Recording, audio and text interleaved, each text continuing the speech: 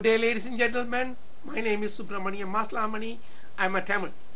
Today my topic is the concept of nations, national borders, sovereignty, long-term presidency and dictatorships are all obsolete.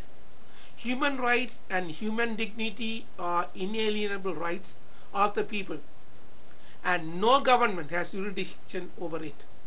It is the supreme power of the people. Any nation that violates this universal charter is in contempt of the United Nations. Welcome to the new world where sovereignty, national borders, violation of minority rights are all gone or must go. The world has become an interconnected, one contiguous, real-time tiny village where except people and goods, everything else moves in nanoseconds. The abuse of minorities by the majority of people will not be tolerated. The majority must enshrine equitable laws to remove national segregation, discrepancies, and discrimination. Institutionalized disparities cannot exist. The concept of minority is no more an excuse.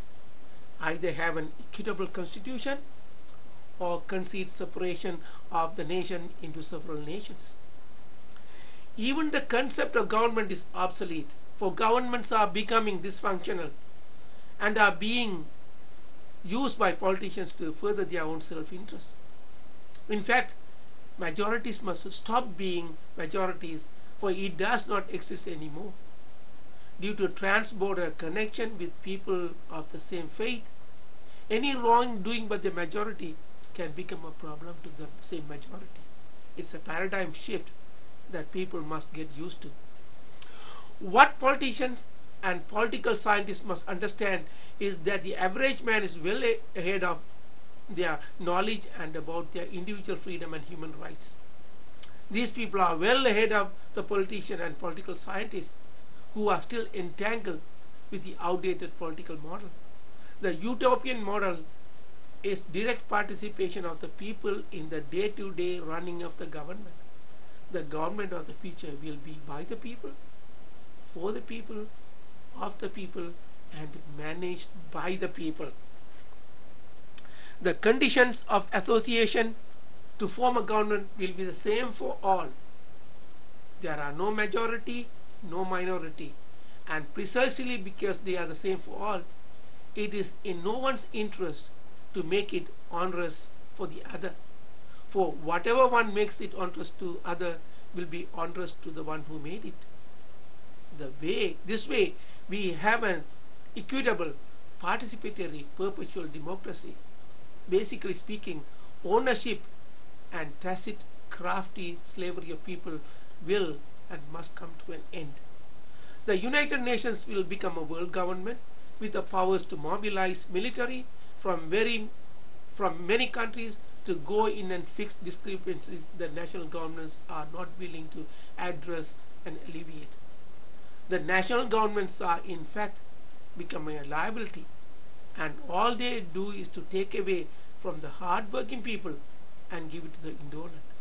To get elected, they promise goods and goodies, and then when it comes to fulfilling the promises, they leave the land into debt.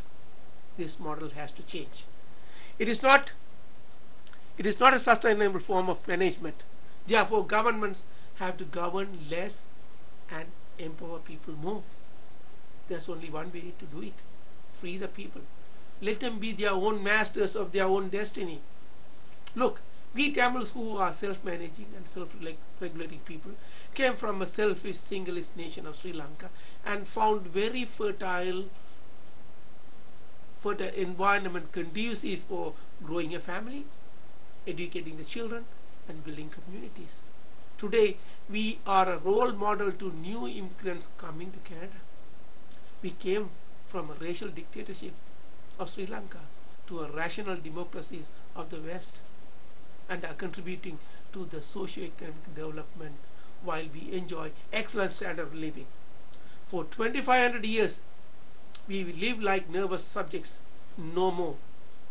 We are hoping and praying the social tsunami that is racing ravaging, rummaging, and shaping the Middle East terrain spreads to India, Sri Lanka, Pakistan, and Bangladesh, and free the people from feudalistic family-based nepotism and empower the people to be free. We Tamils are the proud inventors of the transnational government of Tamilulam, a new way forward in democracy, where through social networking we root for each other and root out corrupt governments. Look, the Tamils in Sri Lanka are at least able to breathe freely because of our global connection. Money flows freely, mind flow freely, ideas flow freely, goods flow freely, and hence we are in a world that is well balanced.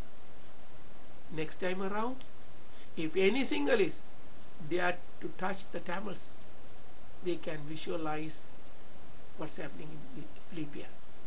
The UN took the lesson learned in Sri Lanka, where it was too late to act, but acted firmly on Libya, and the people of Libya are free. Now they can mind their own business from here on. A warning to the Sri Lankan politicians: when it comes to human rights violation, there are no excuses. Human rights is supreme over sovereignty. Human rights is a non-negotiable, inalienable, non-bargainable right of all people. Thugs belong to the dungeon, not in the parliament. Can anyone name a man who looks like a thug, talks like a thug, and hence behaves like a thug? Leave Muammar Gaddafi out. You have one in Sri Lanka. Human rights will be given precedence and prominence and will be the responsibility of the world government. National governments will not have any mandate over certain basic human rights. If a man kills another man, he is a murderer, and the state punishes him. But when a man kills 40,000 people, what is he? How can he be free? How can he govern a nation? Something is not right. United Nations must have the power to persecute him and punish him. Another phenomenon that is taking place is the direct participation of the people in formulating and formalizing legislations. All and every new legislation will be voted or vetoed by the people through web-based voting system. It's coming due to the advent of the internet, where people can communicate securely. People just get ready for it, and the politicians learn to live with it. World is too complex, and the people are all too well educated and informed to leave the matters in the hands of a free elected lawmakers and the parliamentarians. What the Sinhalese in Sri Lanka must realize is that this is the beginning of a long path to advancing the art of democracy, and we Tamils are in the forefront of this evolution. Mahinda Rajapaksa has demonstrated to the world that a tyrant can hijack the greatness democracy can offer and mislead people in the wrong direction. Democracy is an innocent child. It needs strong guardianship. Democracy can only function in a moral society, and there are few preconditions for it to operate equitably. Democracy is a precious jewelry to be left in the hands of a monkey called Mahinda Rajapaksa. During the genocide of the innocent Tamils, he did not allow any humanitarian people to take care of the innocent people caught in between. In fact, innocent Tamil people were wantonly decimated. He did not even want to listen to the United Nations. He will pay his price. That the world must get rid of people like him. He is a genetic aberration and an abnormal child. How does the international community then protect the innocent people that are being persecuted within a nation by a fascist or a racist terrorist regime? What happened to the Tamils in Sri Lanka for the last 60 years? Who is responsible for the 40,000 innocent Tamils slaughtered by the state-sponsored violence? Where is justice? Where is morality? Where are all the people who talk about human rights and human dignity? What is good for Libya is good for Sri Lanka too, isn't it? The task of civil society is to find ways and means of protecting the freedom and the aspirations within a sovereign nation. Hitherto, there are incipient persecutions, discriminations, and atrocities going on in very many nations. It is pure insanity and ignorance. Both the majority and the minority suffer. So then why should not the majority accept minorities as equal citizens of a sovereign nation? Some countries understand the deleterious effects of discriminatory policies and partisan politics. Sri Lanka is a prime example of a nation that lost not only its credibility but its socio-economic development due to its racial, fanatical, and as lately terrorist policies and practices against minority Tamils. What is the Sinhalese gain? They gained entrance to the Middle East serfdom, where they are modern slaves. That is all they got. In Libya, Muammar Gaddafi unleashed violence against his own people, similar to Mahinda Rajapaksa unleashed violence against his own people. How does one stop these atrocities? The Arab League that was supposed to mind the welfare of the Muslim did nothing when Gaddafi unleashed violence against Libyan people. But when the West got involved, they call it foul. It was their problem in the first place. There is no need for violence. All matters could have been solved by dialogue. The uprising in the Middle East marks a huge historical landmark in the evolution of mankind. The human beings are better and broadly educated and access to latest in social, political, and economical information that is available online real time. People who resent American efforts to free nations must relax and look at the events unfolded during the 1960s. The civil rights movements removed segregation all over the world. I remember how some people were denied access to school of learning, place of worship, use of sanitation facilities, and food from restaurants. That was a significant landmark. Now we are seeing the next landmark, and the people who hate America are only the kings and the aristocracies who don't like freedom to people. The Middle East people who suffered repression are finally free, thanks to America. But what is surprising is that the tsunami has not hit the Indian subcontinent, where there is social oppression going on unabated. India is suffering from racial outcast disease, and Sri Lanka is suffering from a racial segregation disease.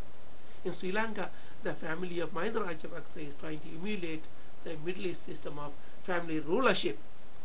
Middle East as a whole is going to be changed for good. But what about India, Pakistan, Bangladesh, and Sri Lanka? Are we going to allow them to be a drag on the whole world? How do we free the 1.5 billion people from poverty, ignorance, and feudalism? How can we stimulate the people to rise up and institute freedom and democracy? India, instead of leading this progress, is acting as a brake to progress. How can we remove the caste and the class system of India? We Tamils are trying to lead the social revolution in South Asia, but India does not like that idea. It's the Indian people who have to change the system. It is too big a nation for outsiders to enter and change. But there is hope. The Tamils have rebuilt here in the West on a much stronger foundation and can now exert pressure on South Asia and Sri Lanka. We have to reach out to the Sinhalese people and ask them to join us on a different journey. A journey that will give them self-esteem and self-respect to every Sinhalese in Sri Lanka. The Sinhalese people will have to wait patiently, somewhat patiently, for the tsunami to hit. This will bring forth peace and prosperity. In the meantime, Tamil must continue with what they are doing right. They must stand united despite the attempts by Mahinda Rajapaksa to divide them. He is a disgraceful child from a dysfunctional family, but he needs therapy and counseling to remove some of his childhood traumas. As I always said, 70 million Tamils worldwide unite, communicate, stay together, work hard, and never ever give up. The best is yet to come, and we are winning the hearts and minds of the people of the world. Thank you for listening. My name is Subramanian Maslamani, a world-class Tamil powered by conviction, commitments, and conscience. Hey, come on.